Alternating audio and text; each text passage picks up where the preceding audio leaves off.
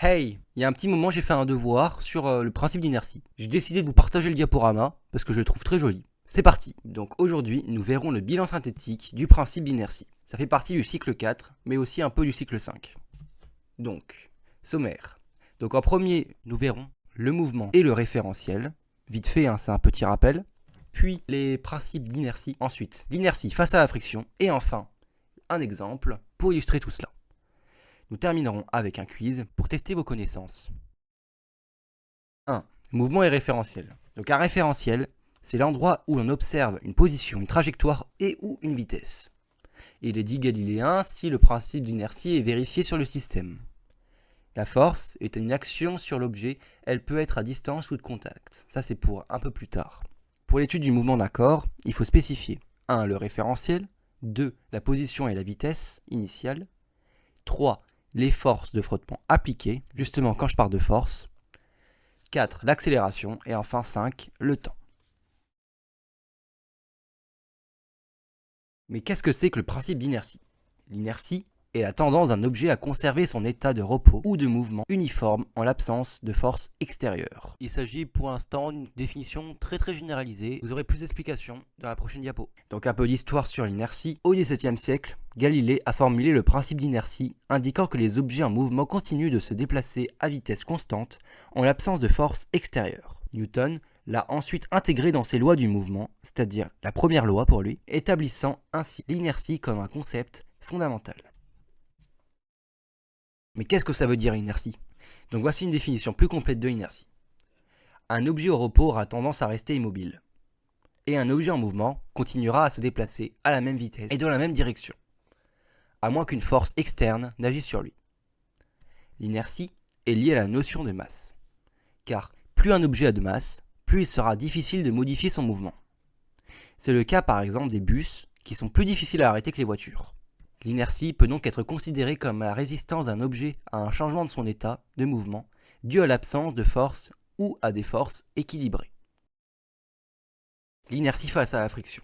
Lorsque la friction est présente, un phénomène selon lequel un objet en mouvement ralentit et finit par s'arrêter en raison de la résistance de celle-ci, je parle de la friction, arrive. La friction agit comme une force opposée au mouvement, entraînant ainsi un ralentissement et éventuellement un arrêt complet de l'objet. Par exemple, voici un mouvement d'un cycliste. Au début, le cycliste est à pleine vitesse, puis il ralentit par la friction du sol contre les roues et par le vent, et enfin le cycliste s'arrête complètement, il ne bouge plus, la friction a fait le travail. Maintenant, un petit exemple. Dans le vide spatial, il n'y a pas de résistance ou de force extérieure significative.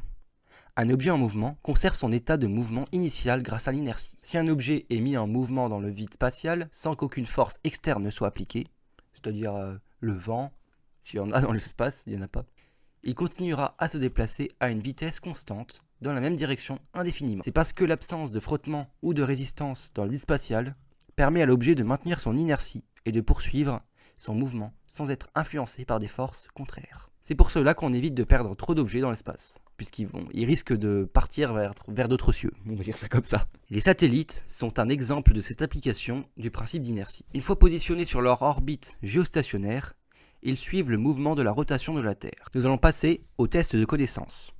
Donc c'est un test de 3 questions et les réponses sont à la fin. Première question.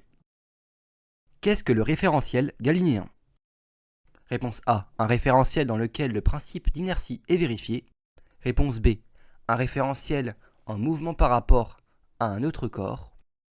Et réponse C. Un référentiel fixe par rapport à la Terre.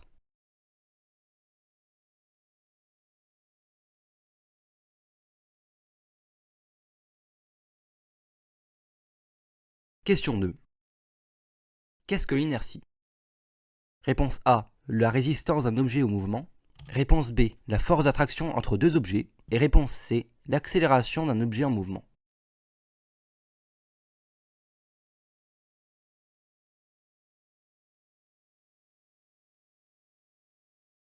Enfin, question 3. Qu'est-ce que la friction? Réponse A. Une force qui maintient les objets en mouvement. Réponse B. Une force qui s'oppose aux objets en mouvement. Et réponse C. Une force qui accélère le mouvement des objets.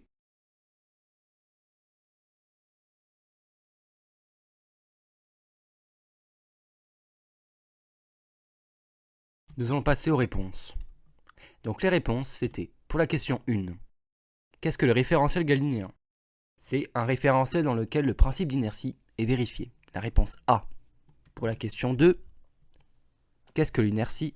C'est la résistance d'un objet au mouvement. Réponse A. Pour la question 3. Qu'est-ce que la friction?